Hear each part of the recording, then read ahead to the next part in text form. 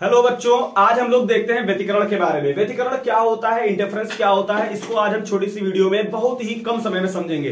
देखिए सीधे टॉपिक पर अपने आते हैं। ये इंपॉर्टेंट क्वेश्चन है हमारे एग्जाम के लिए। क्या है कि इंटरफेरेंस क्या होता है, पहले उसकी डेफिनेशन देख लेते हैं। इंटरफेरेंस होता है कि अगर कभी भी किसी माध्यम में समान आवृत्ति की कोई दो तरंगे एक साथ एक दिशा में भेजी जाएं, तो उनके अध्यारोपण से जो नई तरंग मिलती है उस तरंग की तीव्रता पहले दोनों तरंगों की तीव्रताओं के जोड़ से कुछ योग से कुछ भिन्न होती है। हम एक एग्जांपल से आपको बताते हैं। जैसे मान लीजिए ये महज एक एग्जांपल है, इससे आप डेफिनेशन लिखना आराम से सीख जाएंगे। जैसे कहा जाए हमारे पास एक तरंग है, ये हम ध्वनि से आपको बताते हैं कि ध्वनि तरंग से हम इस एग्जांपल को समझाते हैं। जैसे देखिए मान लीजिए हम कोई साउंड प्रोड्यूस करते हैं, जैसे कहते हैं करें सा,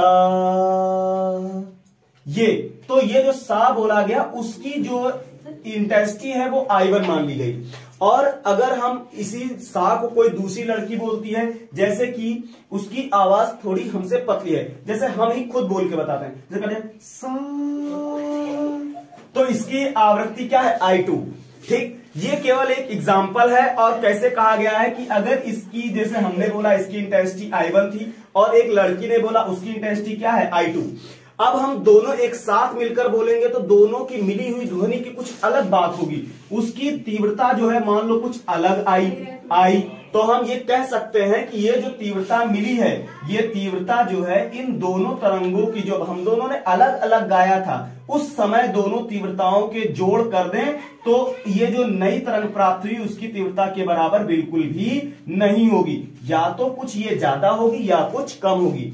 कहने का मतलब यह है कि जब हम लोग अलग अलग, एक व्यक्ति अलग कोई तरंग पैदा करा, मतलब एक तरंग अलग संचरित हो रही है, दूसरी तरंग अलग संचरित हो रही है, उनकी तीव्रताएं लिख ली गई। अब इन दोनों के मिलने से जो नई तरंग पैदा हुई उसकी तीव्रता लिख ली गई। तो जो नई तरंग की तीव्रता है वो इन दोनों पुरानी तरंगों की तीव्रताओं के जोड़ के बराबर नहीं होती है, उससे कुछ भिन्न होती है, या कुछ ज्यादा होगी या कुछ कम होगी। तो व्यतिकरण की परिभाषा यह है कि जब किसी माध्यम में समान आवृत्ति की दो तरंगें संचरित की जाएं तो उनके अध्यारोपण से जो नई तरंग पैदा होती है उसकी तीव्रता दोनों तरंगों के अलग अलग तीव्रताओं के जोड़ से कुछ भिन्न होती है। जिस जगह पर परिणामी तरंग की तीव्रता अधिकतम होती है वहां संपोषी व्यतिकरण होता है, और जहां पर परिणामी तरंग की तीव्रता न्यूनतम होती है वहां विनाशी व्यतिकरण होता है। यह है व्यतिकरण की परिभाषा। और हम लोग अब संपोषी व्यतिकरण, विनाशी व्यतिकरण और ये जो परिणामी तीव्रता है ये कैसे आती है इसको हम पूरा डेरिवेट करते हैं।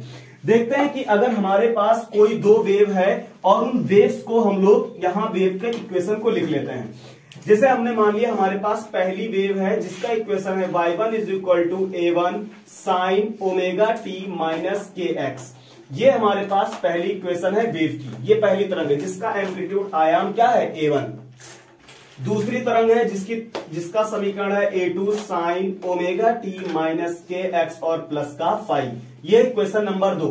मतलब ये देखो फाई जो लिखा है इसका मतलब ये है कि दोनों तरंगों में कला फाई का अंतर है। ठीक, तो परिभाषा क्या कहते हैं, जब किसी माध्यम में एक ही आवृत्ति की दो तरंगे भेजी जाए, तो देखो दो तरंगे भेज दी गई, अब इनके अध्यारोपण से एक नई तरंग जो पैदा हो गई, तो अध्यारोपण मतलब ओवरलैपिंग, तो हम लिख दें एडिंग फर्स्ट एंड सेकंड। दोनों इक्वेशनों को अगर हम ऐड कर देंगे तो इसी को तो हम ओवरलैपिंग कहेंगे ना। इन दोनों के मिलने से जो नई तरंग पैदा हुई, ठीक, तो हम क्या करते हैं y1 और y की वैल्यू अगर हम यहां पुट करते हैं, y1 की वैल्यू पुट करते हैं क्या a1 साइन, देखिए y1 की वैल्यू लिखी है ओमेगा t माइनस kx, और प्लस का y2 की वैल्यू क्या है a2 sine omega t minus kx plus 5।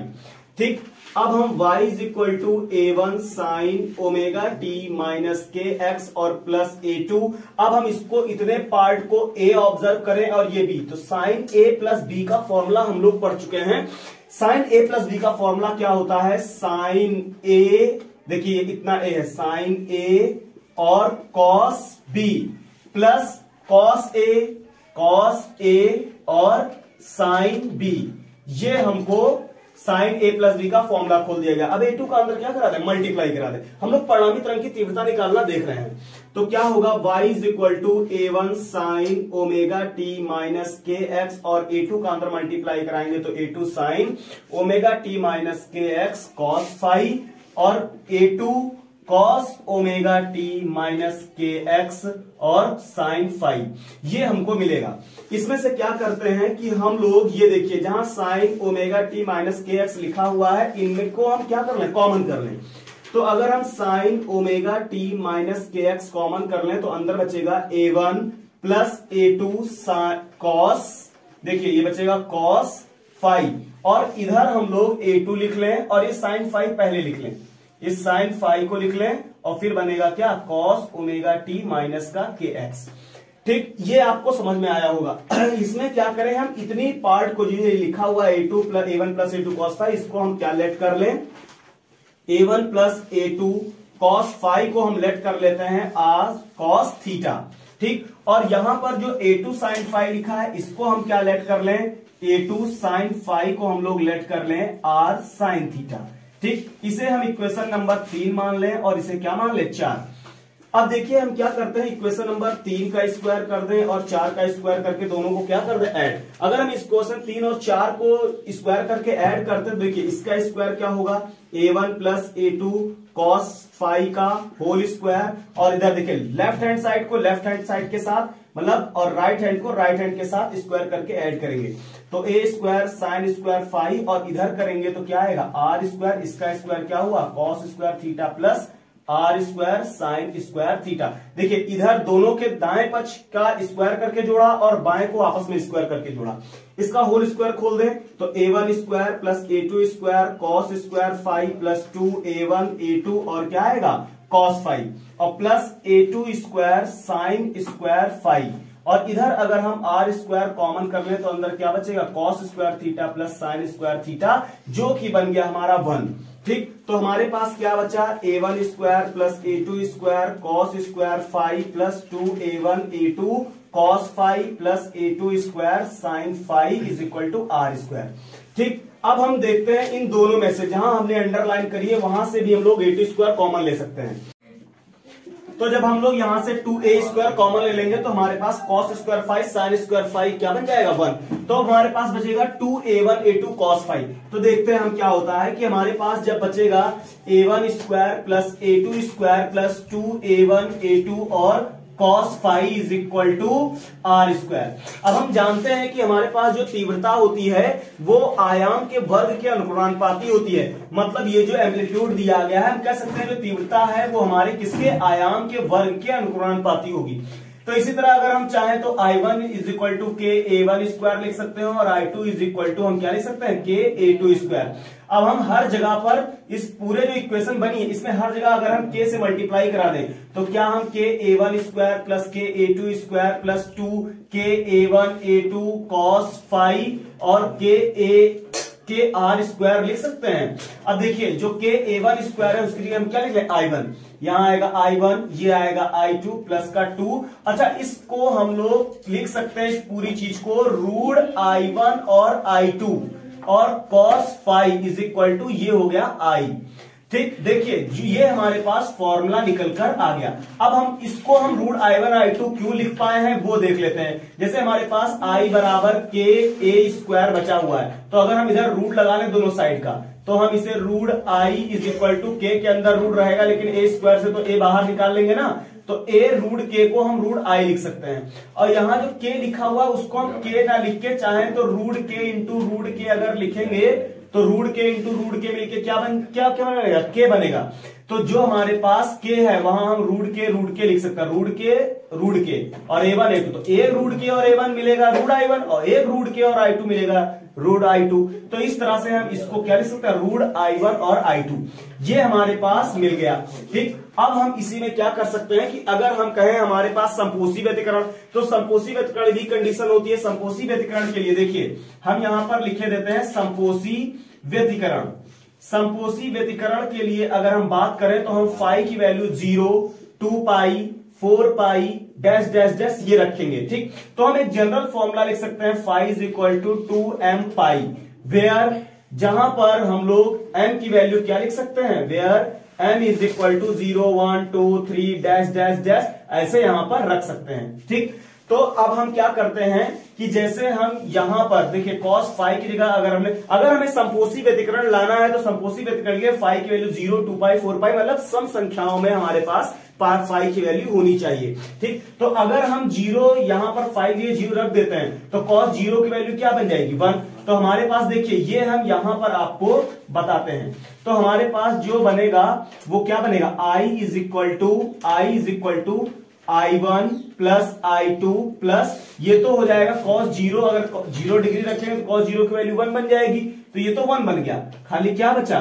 2 root I1 और I2। ठीक, तो हम इस पूरी चीज को क्या ऐसे लिख सकते हैं, root I1 plus root I2 का होल स्क्वायर।